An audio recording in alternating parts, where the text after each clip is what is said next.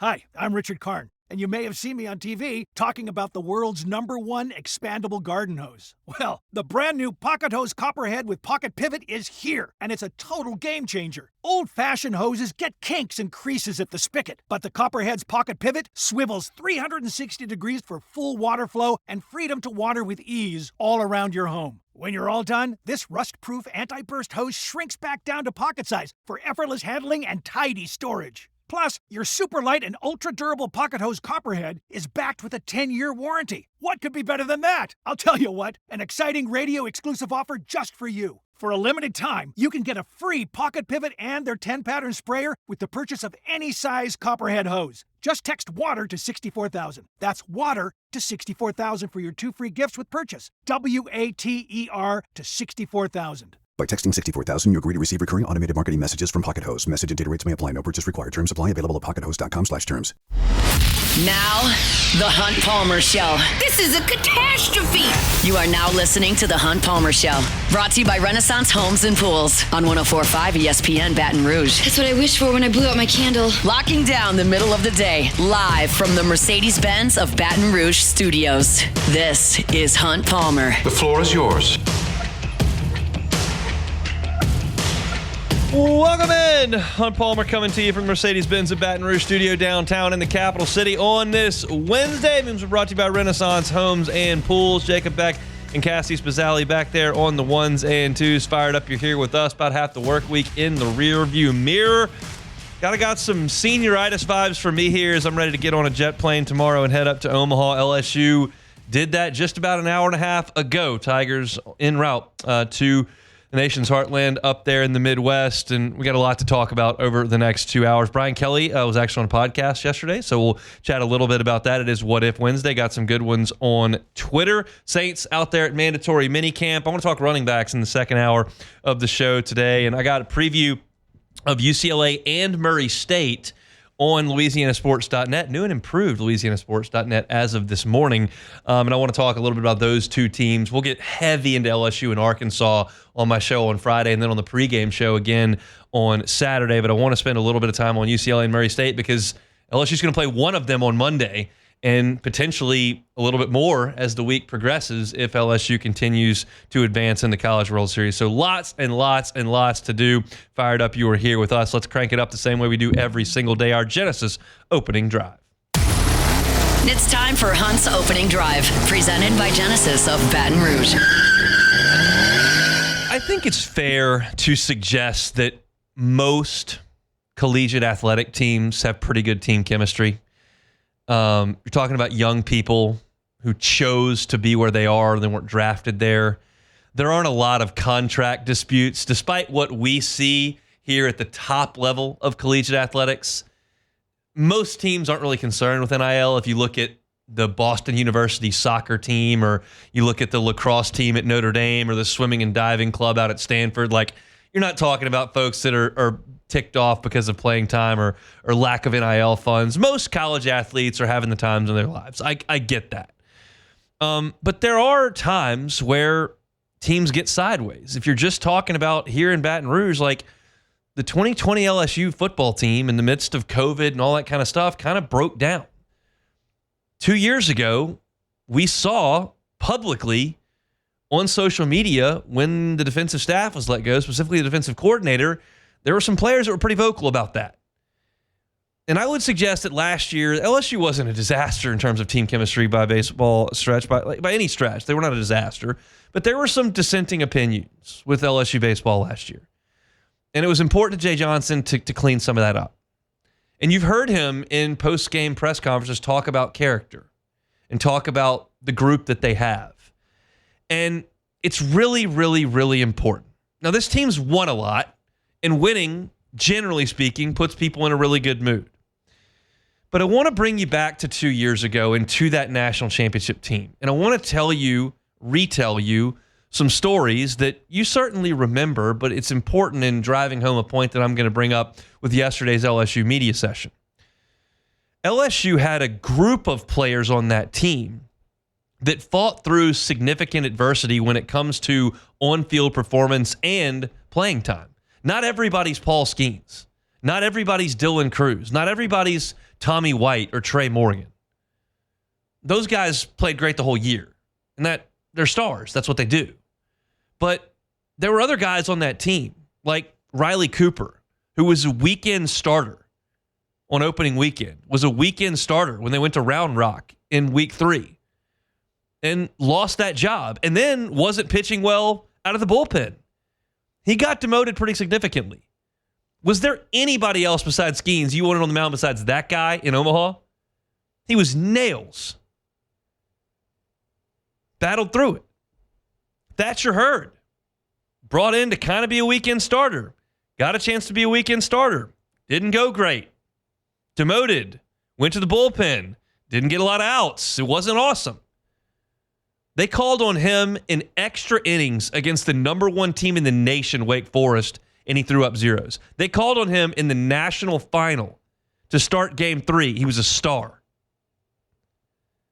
Gavin Dugas did not start on opening day. Didn't start on opening day. Then LSU put Trey Morgan out in the outfield. Dugas had to come into the infield. But he was a guy that led the SEC in RBI 2 years prior, got hurt, had eye issues, couldn't see. He wasn't going to play. He couldn't practice in the fall. Jay Johnson hadn't seen enough of him in a year and a half on campus to be like, yeah, that's going to be a dude. Well, he ended up being a dude. Cade Beloso came back to be a cheerleader on that team. Tore his ACL in a celebration, was going to go start his life, get a job, get married. Jay Johnson said, hey, why don't you come play? Come play one. And he didn't even think he was going to play. I've talked to Cade about this. He thought he was just going to be a pinch hitter in mop-up duty and a hype guy. Maybe the second biggest home run of the year. It was the second biggest home run of the year. Extra innings against Florida to win the game. Right behind Tommy White's walk-off against Wake. Alex Milazzo. They recruited 3 freshmen to come in and take his job. Brady Neal, Jared Jones, Ethan Fry, all high school catchers. Hayden Travinsky still on the team. He didn't care. Just played when they asked him to. And they got to Omaha and he was awesome. Unfortunately broke his leg, but I think he remembers that pretty fondly now. Good story. Probably hurt in the moment, but good story. These are the stories of a championship team and the guts of it that made the team whole. And I heard some things yesterday that made me think about that. And they came from the 2 guys who might have the biggest beef with their role on this team, if you just look at talent and playing time. The first guy is Jake Brown. Jake Brown doesn't start when LSU faces a left-handed pitcher. He hasn't for 2 months. Josh Pearson starts. Josh Pearson's professional baseball future is limited. Jake Brown's is not. But Josh Pearson starts against left-handed pitching. And Jake Brown could pout about that. Instead, Jake Brown said this in the media session yesterday about Josh Pearson and his last at-bat on Monday. Well, I'm glad that he hit for me. I think if he didn't get put in that spot, I would have walked up to Coach Johnson. I was like, hey, he has to hit. Hey, it's his last game at the box. And seeing the fans, seeing him get that standing ovation, something really special. I don't know if I've ever seen someone have a 3-pitch strikeout and then get cheered for. But happy for him. I mean, that's a testament. That dude bleeds purple and gold. He's been here for 4 years. He's a true leader, a true teammate, and one of the best guys that I know. That's the guy who's taking his playing time. And that's what Jake has to say. And I know that most of you haven't spent a lot of time around Jake. I haven't spent a lot of time around Jake, but he does come to interviews a good bit because he's a great interview and he's had some huge moments. And the guy's authentic, and the guy truly means that. That meant a lot to him to see Josh Pearson get in there and hit. And for Josh Pearson to take at-bats from Jake Brown and Jake Brown say he wanted him to get that last at-bat, that says a lot to me about what he means to this team and how Jake Brown views his own role on this team. Now, the other guy who started the year as a weekend starter in his draft year, a lot on the line for Chase Shores. And the decision was made 6 weeks ago that, hey, you're out of the rotation. Need you out of the bullpen. And look, starters are more valuable in the draft than relievers. They just are. And now Chase Shores profiles right now as a reliever. And this is what Chase Shores had to say about his role now that LSU is going to the College World Series. I mean, we're in Omaha. Like, I'll go till my arm falls off, honestly. So, it really doesn't – I don't have a pitch count or anything. So, whatever Coach Johnson needs me to do, I'm going to go out there and get the job done. That means a lot.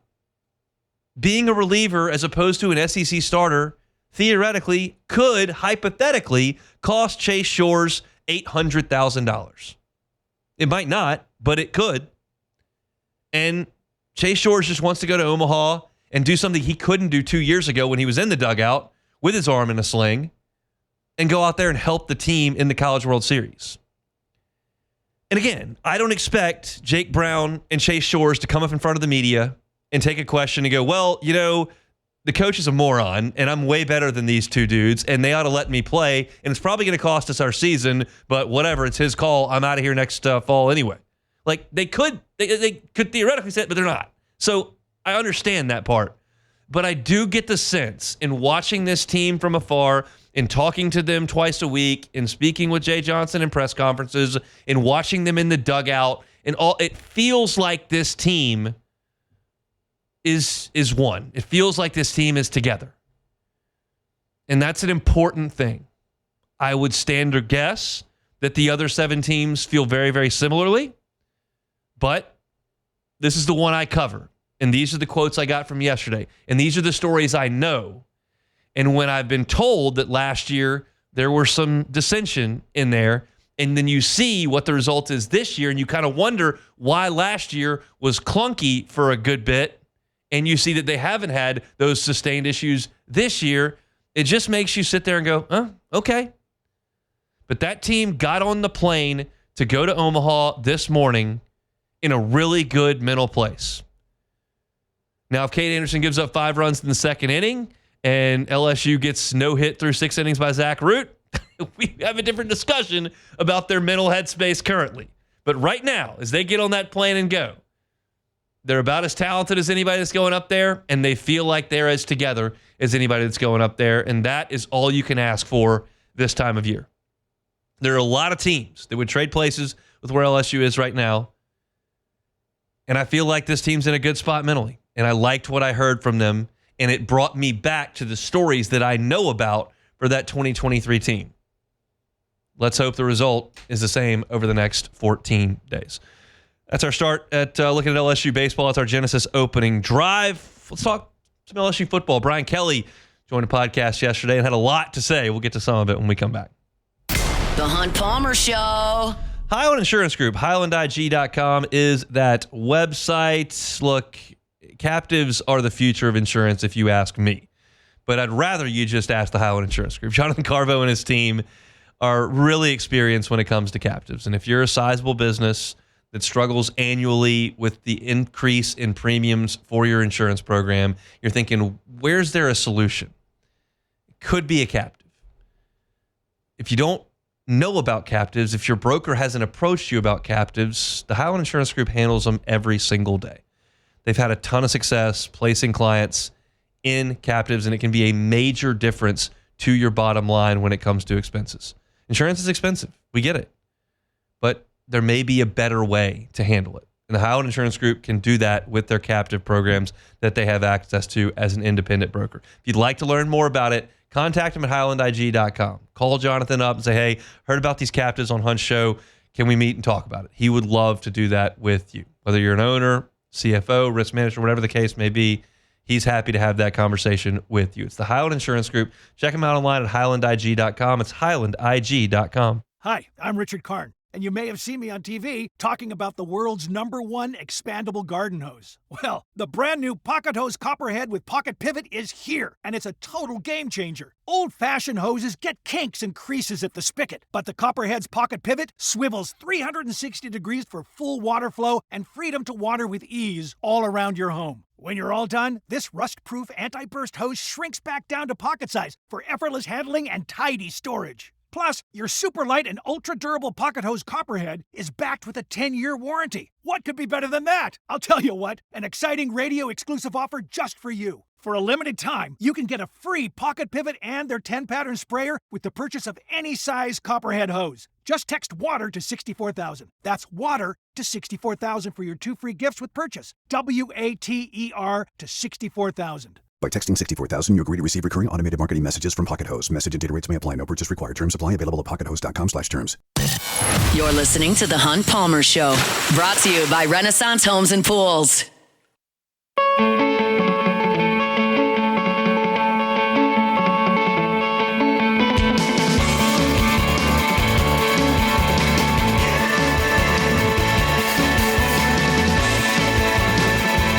Major shout out to Renaissance Homes and Pools. They bring our Wednesday shows each and every week. Shout out to Joey Blanchard and the whole crew there. If you're looking to get into the pool of your dreams and you're thinking, I think it is the time, well, contact Joey Blanchard and the folks at Renaissance Homes and Pools. You can go to the website builtbyrenaissance.com.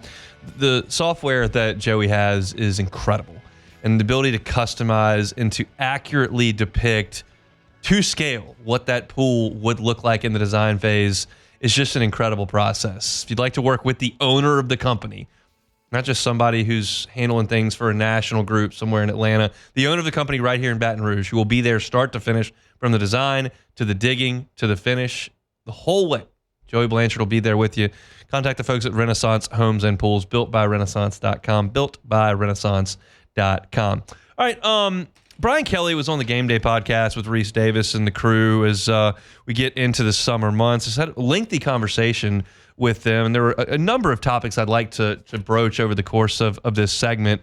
But it does start with linebackers. I think there were some interesting things that Kelly had to say about his linebackers, and we'll get to Harold Perkins. But he first updated Whit Weeks and Harold Perkins. I think you know this by now, but those two guys are ready to rock. We're in our, running program right now, and, our PLPs, which are our player-led position work and practices, they're in everything. So it's been a great recovery. They've worked really hard. I think our training staff has done an amazing job of getting both these guys to the point where they're already taking place in June activities and football-related activities. So both of them will be ready. Both of them are excited. They come into a year where they know a lot of the success will fall around them. I don't think that's overstating it. Like, Whit Weeks and Harold Perkins have to be great players for LSU to be great this year. And Whit Weeks was second in the SEC in tackles last year. He's seventh most in the history of LSU in a single season. And Perkins has the ability to be a game changer. And one of the things that he's going to do is do some coverage work. And he's also going to rush the passer. He's also going to play the run, but they're going to have to make him versatile. And Kelly talked about the development that Perkins has undergone in using his athleticism in pass coverage. I think that's why we moved him, Reese. We feel like he's shown the tools necessary to be in space. And look, he's not going to play man-to-man bump and run. He's going to be a trail player playing underneath with a safety over the top. He's going to be a spot dropper. And then we'll give him, the back coming out of the backfield, things that we know that fit his skill set. If you start doing things that, he's got to play man on the slot and they run an up route, you're not going to cover him. And that's completely fair. Perkins has good PFF grades when it comes to his coverage. And again, that's not locking down slot receivers running double moves. That's making sure you're in the right spot when the running back leaks out into flat and running the trail, like you said, on those drag routes and using his speed and athleticism in space. He runs well enough to run with some skill position guys. I don't need him out there locked up with Alabama's number one, but he runs well enough in space to do a little bit of coverage. And I think there are probably a lot of LSU fans that'll roll their eyes at all that and say, no, get this guy on the line of scrimmage and rush up the field. And by now, you know that that's not necessarily realistic on every single down and distance. But the staff is self-aware that last year and even the year prior, it wasn't perfect in terms of his utilization, and Brian Kelly spoke to that on the Game Day podcast. Where we are with him is much more about settling him in and letting him play. Just go. Get your cleats in the ground, keep it simple, and go play. It got too complicated. We were trying to do too many things. We got too smart for ourselves. We got a really good player here. Let him go play. Let him feel comfortable every week and rip it, and I think that's going to help him quite a bit. Isn't that exactly what you want to hear? Like, we did too much. We're going to do less. He's going to be fine. And I think there's reason to believe that. Harold Perkins is ridiculously talented. And I think he's going to have a great year this year in what will be his final year in Baton Rouge. But it's got to start great quickly because LSU opens at Clemson. We know this. Game Day made the decision yesterday that they're going to go to Columbus, which we all knew was going to happen. They'll be there for Ohio State and Texas. Corso will have his last headgear pick where he had his first headgear pick, but pretty big one there in South Carolina with LSU and Clemson, and Brian Kelly talked about it.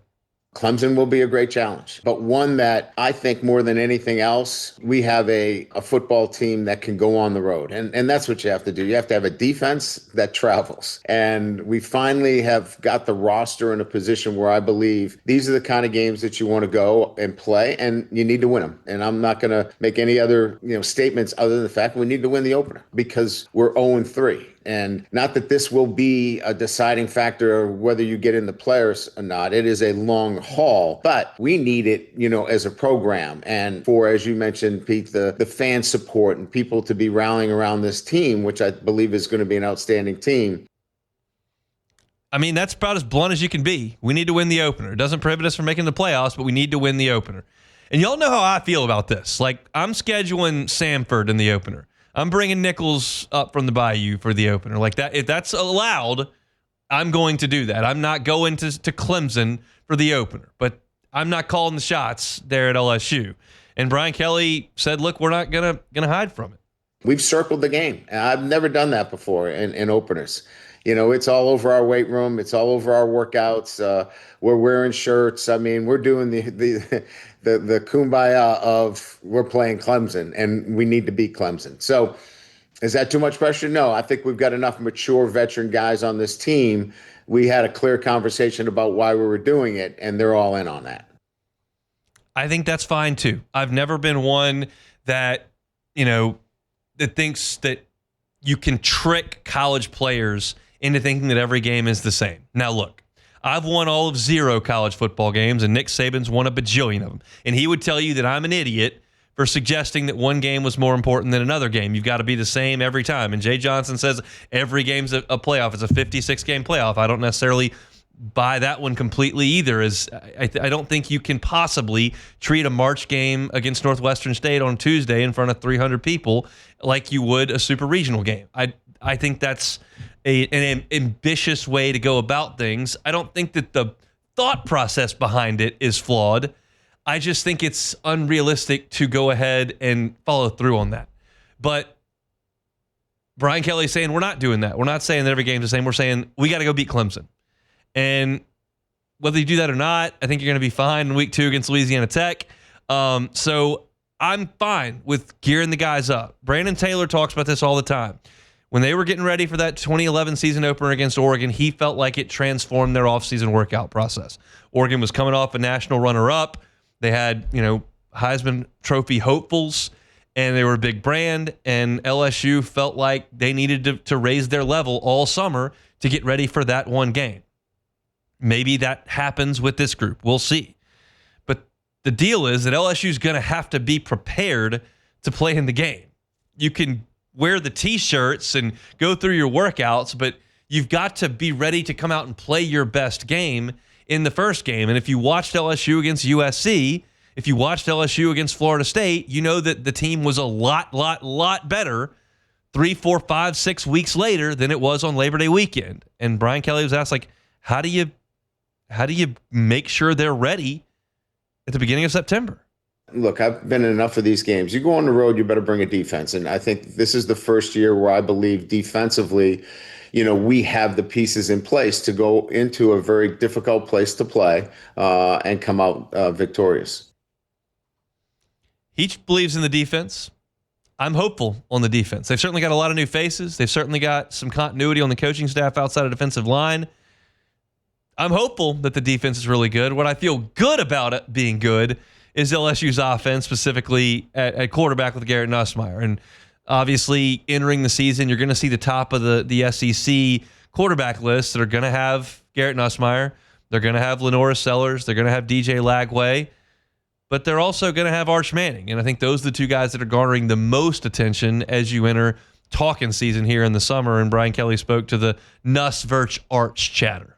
There's another guy that hears it all the time too, and that's Garrett Nussmeier. He's more than anything else experienced. And in this league, you need to see the bullets flying. And your first venture into it, ask Jaden Daniels when he threw for 67 yards against Auburn. And so all I'm saying is Nussmeier's seen it. He knows what he's going to get. There's a confidence that he'll bring to each and every game that through experience, maybe even through some scar tissue, that's going to allow him to be, I believe, the best quarterback. Now, Manning is extremely talented, but he's got to go do it. And there's going to be a couple of days where it doesn't come out the way it's supposed to. How do you come back from that? So I can see the assessment of Manning. He's an outstanding player, but I'll take the guy that's been in the SEC and seen what it looks like.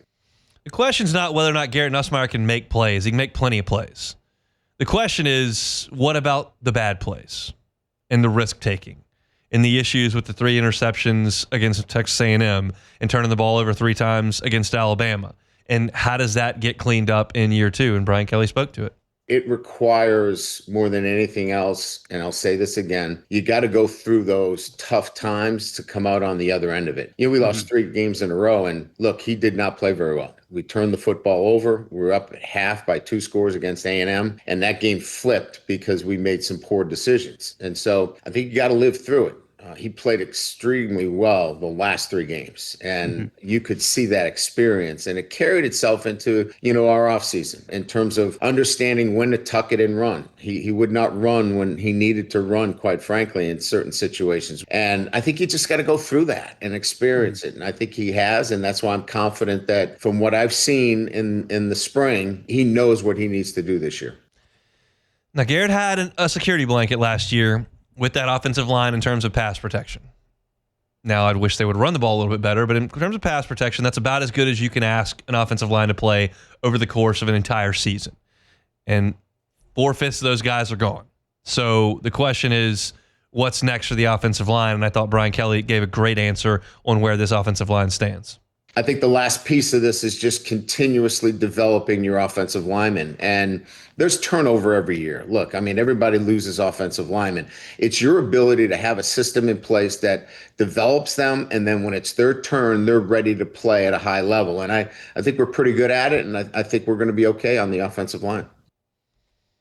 Let's hope so. If they are, LSU's offense is going to score a bajillion points because they got skill guys and a good quarterback.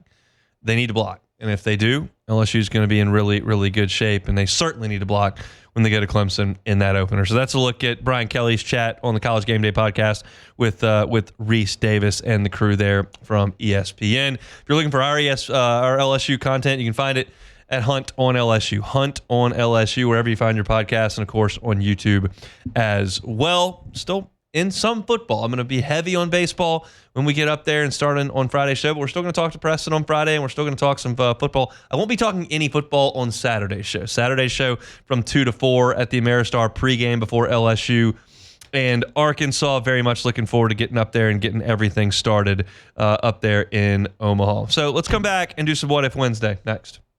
The Hunt Palmer Show. Hi, I'm Richard Karn, and you may have seen me on TV talking about the world's #1 expandable garden hose. Well, the brand new Pocket Hose Copperhead with Pocket Pivot is here, and it's a total game changer. Old-fashioned hoses get kinks and creases at the spigot, but the Copperhead's Pocket Pivot swivels 360 degrees for full water flow and freedom to water with ease all around your home. When you're all done, this rust-proof anti-burst hose shrinks back down to pocket size for effortless handling and tidy storage. Plus, your super light and ultra-durable Pocket Hose Copperhead is backed with a 10-year warranty. What could be better than that? I'll tell you what, an exciting radio-exclusive offer just for you. For a limited time, you can get a free Pocket Pivot and their 10-pattern sprayer with the purchase of any size Copperhead hose. Just text WATER to 64,000. That's WATER to 64,000 for your 2 free gifts with purchase. WATER to 64,000. By texting 64,000, you agree to receive recurring automated marketing messages from Pocket Hose. Message and data rates may apply. No purchase required. Terms apply. Available at pockethose.com/terms. This is the Hunt Palmer Show, brought to you by Renaissance Homes and Pools.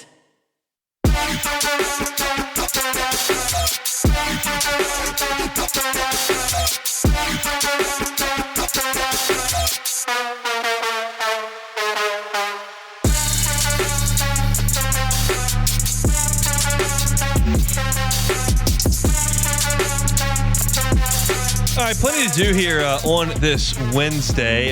If you're wondering, well, what about Koki in the first hour? Koki's on a flight up to Omaha. I'm going to chat with him potentially on Saturday before LSU and Arkansas get things rolling up there from Charles Schwab Field. Speaking of the College World Series, UCLA and Murray State in LSU's bracket here in Omaha, and we'll talk about them at the top of hour number 2. I've got breakdowns of both schools, pretty in-depth breakdowns of both teams on LouisianaSports.net. If you'd rather do it a print version, you can do that right there on LouisianaSports.net for free, but I'll get to those at 2 o'clock. And the Saints are out there on the practice field again today. I want to talk running backs because I think there's a little bit of news there in terms of guy they're bringing in and what things look like behind Alvin Kamara. So we'll do all that in the second hour. But right now, it's time for What If Wednesday. Space, reality. It's more than a linear path, where a single choice can branch out into infinite realities. Follow me and ponder the question, what if? Alrighty, first one here. What if you had one meal in Omaha? If we're one meal is going to be 801 Chop House. Went there with the Pops as Florida was hitting their 432nd home run in that game on Sunday in the final. We bounced out of there in the 7th, and we're like, I've seen enough. Let's get a steak. I think they just hit another one, actually. Yeah, Wyatt Langford. There's another one. Caglione, bomb, BT Riopel, home run. One meal is going to be 801 Chop House. That's not something you're going to do every day because that's a little bit on the pricier side. But if you're gonna be up there for a little while and you want to have one really nice meal, I would highly suggest 801 Chop House. There are plenty of great places that I've eaten that are great lunch spots or that are not fine dining. But if you're telling me one, I'm going to go get a big old piece of steak. Their prime rib is very, very good too. Desserts, very, very sizable desserts at 801 Chop House. So I don't know if I'll be going this time around, but it's very good. All right, next one here. What if you could move the College World Series back to Rosenblatt Stadium? This is an interesting one. Here's my perspective on it. I did the College World Series at Rosenblatt once in 2009. I have done it twice at what was then TD Ameritrade, is now Charles Schwab. This is going to be the minority take. I like it where it is. Now, it's completely different. Rosenblatt was a carnival. It was a party. It was in a neighborhood. It was hard to park. There was a lot of character and a lot of history, and the vibes were incredible. But I prioritize the bars and restaurants that are around Charles Schwab, the amenities in the stadium, and I think that the park now plays pretty fair. When LSU went there in 2013, it was a joke. The bats were screwed up, the balls were no good, the fence was too deep, and that wasn't representative of actual baseball. LSU didn't have any problem hitting the ball out of the ballpark in 2023. Now, there were games where you would have some trouble on that, like when they played Tennessee and Ackenhausen pitched, like the wind shifted. But like the wind shifted in 98 and it was hard to hit home runs up on the bluff at Omaha. To me, and look, if they moved it back to Rosenblatt, I wouldn't complain about it. It's a great vibe. It was a unique thing. But I like that the fact that there are bars and restaurants all around it now. They've got Fan Fest and all that kind of stuff, and there are hotels that are walking distance, and I like the new amenities of Charles Schwab, but I understand that's going to be the minority because there are so many incredible memories of LSU fans at Rosenblatt, and this is not a slam dunk for me. I don't think Rosenblatt sucked. Why do you like that? I don't think that at all, but I like Charles Schwab, and I would leave it there. I like the new part. All right, next one. What if Josh Jordan leaves for Duke? I think that's going to happen, and that'll be great for Josh. He's a perfect fit for that job. If you don't know who Josh Jordan is, Josh Jordan's LSU's recruiting coordinator. He coaches third base. He spent 10 years at Duke with Chris Pollard, who just left Duke for Virginia, and was the National Assistant of the Year there, helped get Duke to their first NCAA tournament in 50 years, and helped them get to their first 2 super regionals as a program. And LSU hired him away in 2022. And he's done a great job, but I think he's ready. And that's not new to Jay Johnson. His first staff had Jason Kelly and Dan Fitzgerald on it. Kelly took the head job at Washington. Fitzgerald went to Kansas. Kansas has been much better since Fitzgerald went there. Of course, he hired Wes Johnson. Wes moved on to Georgia. Nicholls State's head coach comes from LSU staff as well. So he's had guys move. That's what's going to happen at LSU. You're going to have guys come in, and they're going to get bigger jobs, or they're going to get let go if they don't do what they're supposed to do. So I think if the vibes are the same as the last time LSU lost an assistant coach, that's good, because Wes Johnson left after a national championship, and this would be Josh Jordan's chance to win one and move on to Duke. But LSU, Jay Johnson is connected. He's got a very, very desirable place to come coach and build your resume. The guys that have left to go on and do great things are proof of that. So I would hate to lose Josh, but I think it would be just fine, and it'd be great for him. Yeah, I mean, we see this with pretty much every college sport, almost any sport, and even professional. Alabama, when losing coordinators by the truckload. When you're one of the best in the top teams in your sport, you're going to lose assistants because other teams say, hey, those guys are really good. That guy's got to be pretty good too, so we're going to hire him. So, I think it's going to be good for Josh. I'll say this.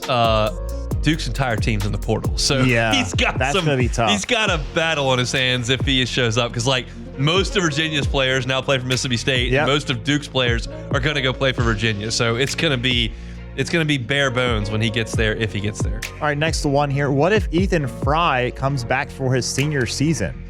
That'd be awesome. He'll have an option. That's going to be one of those close ones. It's kind of like Jared Jones last year. Fry has proven he's really offensive, and he is a really good athlete. I think he's a poor defender, but that doesn't really matter that much because he's a corner outfielder. Maybe a first baseman, probably very likely a corner outfielder. And you're a corner outfielder, you go out there and go play corner outfield. So I would love to see him come back and be an anchor in the middle of the lineup, but he's an anchor in the middle of the lineup right now. So if he comes back, that'll be great. He'll have a chance to be an All-American, All-League player. He will, though, lose his leverage. So we'll see what his decision is, but I'm hopeful that Ethan Fry comes back and is in the middle of the lineup next year. That'd be great. Next one here. What if Murray State wins it all? Well, that's not good, because they'd have beaten they'd won LSU's bracket and won the whole thing. This is one of the few sports that allows for that. I'm going to talk about Murray State in 20 minutes here. What they do very, very well, which they're doing great, and what they do very, very poorly, which they do. But this sport allows for Fresno State to win it. You see Cinderellas in the NCAA basketball tournament, but they generally are out of there in the round of 32 or certainly in the Sweet 16. If they really Cinderella it, they might get to the Final Four, and Butler just about did it, but nobody's truly climbed that mountain. George Mason did it at LSU. Yeah, to the Final Four, but no one's climbed all the way to the top like Fresno State did, and really like Coastal Carolina kind of was in 2016. So it would be an incredible story for Murray State. I'm just not interested in that story because I've got some vested interest that would go the other way. So let's hope not, but it's one of the few sports where that can actually happen. All right, we've got some in the chat here. What if an MLB team comes calling for Jay Johnson? Do you think he would take a pro job? I don't. You don't really see this in college baseball, I feel, very often. No, you don't. It's just a different world, different game, and there are so many coaches in professional baseball, whether they're bench coaches, pitching coaches, bullpen coaches, AAA managers. Those are the guys that generally move up and get those ladders that have been in pro baseball. Yeah. So, and now they're hiring young coaches just off the field very often. The Gabe Kaplers of the world, the Rocco Baldellis of the world, David Ross was right off the field. Joe Girardi was right off the field. So Jay Johnson was meant to be a college baseball coach. He's an elite recruiter. He's a great leader of young people. He understands the college game and wants to be involved in all. But I don't know that he would tell you he loves every aspect of the new era of collegiate athletics. But this is all he's really wanted to do. So while you did see Wes Johnson leave from college to go take a pro pitching coach job, that's a little bit different, kind of running the show as opposed to running a position group. I just don't think that that's something that Jay Johnson's interested in. It would stun me flat-footed if he ever left LSU for anything else. I would be stunned. All right, last one here. What if Hunt could play Oakmont in its U.S. Open setup this week? Would he need a weed whacker to get out of the rough? I just need a spotter. Just need to show me where the ball is. See, I'll get it out. I want to ask you, I think I know what your take is going to be on this, but I and a lot of other people that I know, amateur golfers, are of the opinion that if you hit a ball into the rough or somewhere, that is fine. It's not out of bounds. It's not red stake, whatever, and you can't find it. then I think it's okay to drop it in that area and not take a penalty stroke, because if you were playing in a tournament like these pros do, someone would find it within the allotted time. I think you would be in the majority there. And it just depends on what you're out there for. Yeah. So, like, me personally, like, I play for $1 a hole, whatever. Like, I could not care less about the bet when I'm out there.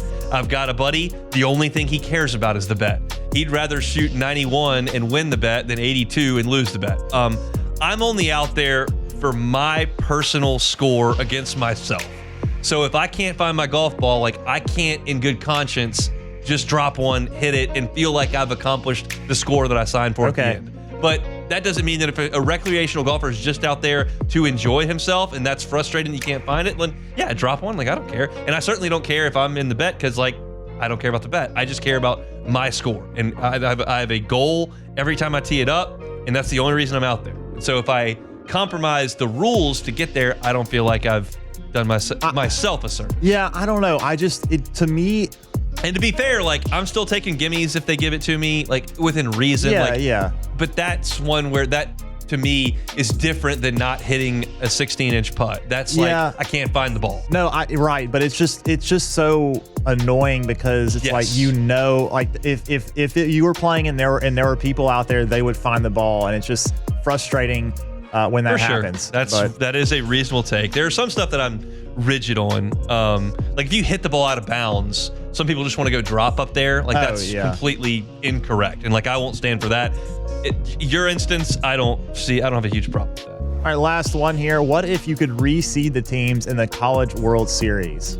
Okay, I'll hear the discussion, and they certainly do in the NFL, based on who's the highest, you play the lowest, all that kind of stuff.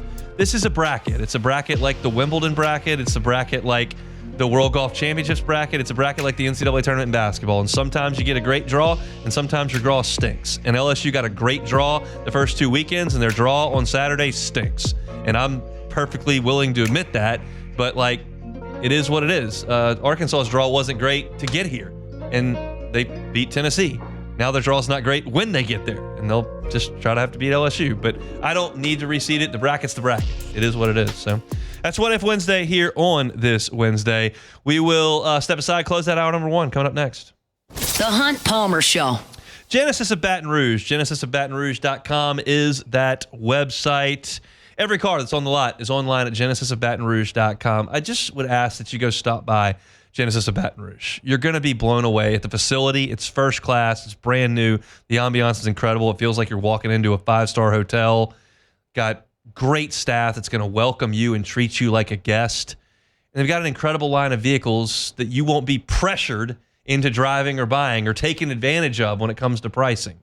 They're going to treat you respectfully, and that's part of the experience. I know that many of you have had bad experiences on different car lots. That's never going to happen at Genesis Baton Rouge. So if you're in the car buying mode, or that's around the corner for you, just put them on your list. It's a luxury experience at a reasonable price. What more could you ask for than that? Get behind the wheel, whether you're at Genesis Baton Rouge Airline at PICU across from Women's Hospital, or you're online at GenesisBatonRouge.com and they come to you. Either way, you're going to be blown away by the customer service and the line of vehicles. It's Genesis of Baton Rouge. Check them out, Airline at PICU, or online at GenesisofBatonRouge.com. You're listening to The Hunt Palmer Show, brought to you by Renaissance Homes and Pools.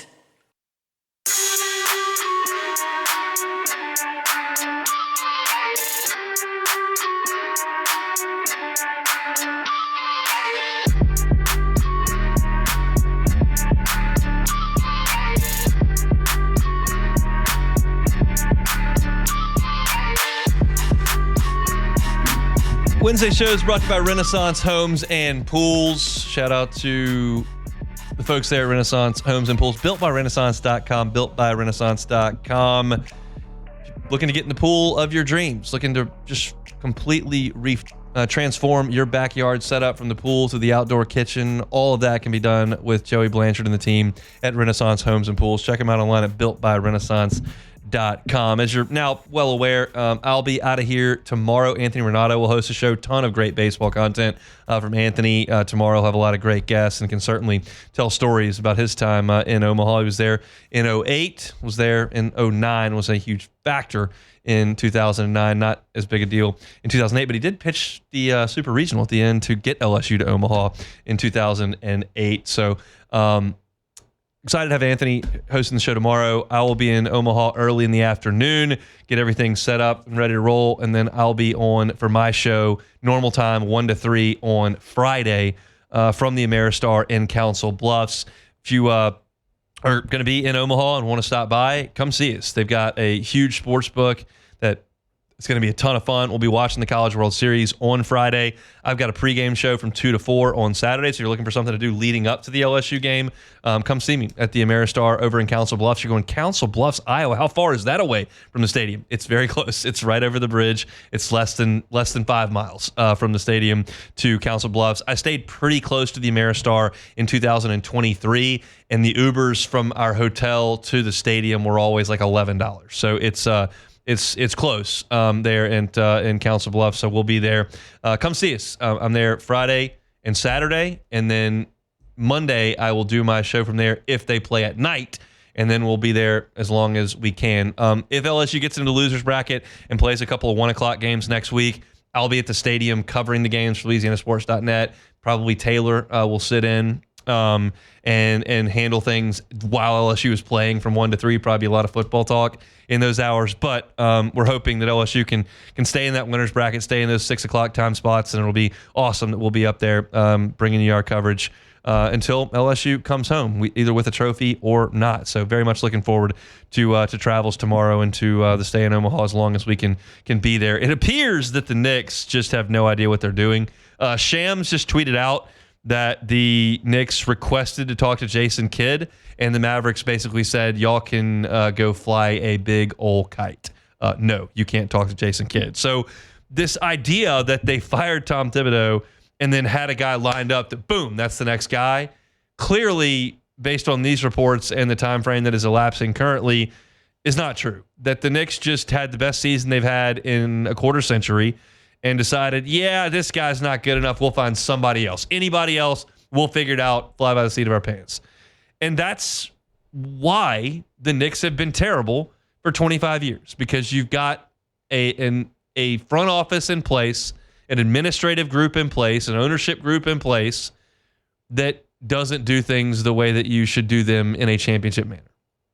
And I'm not here to tell you, to break down why or why not the Knicks offense worked or didn't work, why the Knicks defense worked or didn't work, but I can tell you that Tom Thibodeau's resume and the amount of games he wins versus the amount of games he loses, no matter where he goes in the NBA, suggests he's a damn good coach. And the fact that he took the Knicks and took them as far as they've gone in 25 years to the conference final on the doorstep of the NBA Finals suggests he's a good coach.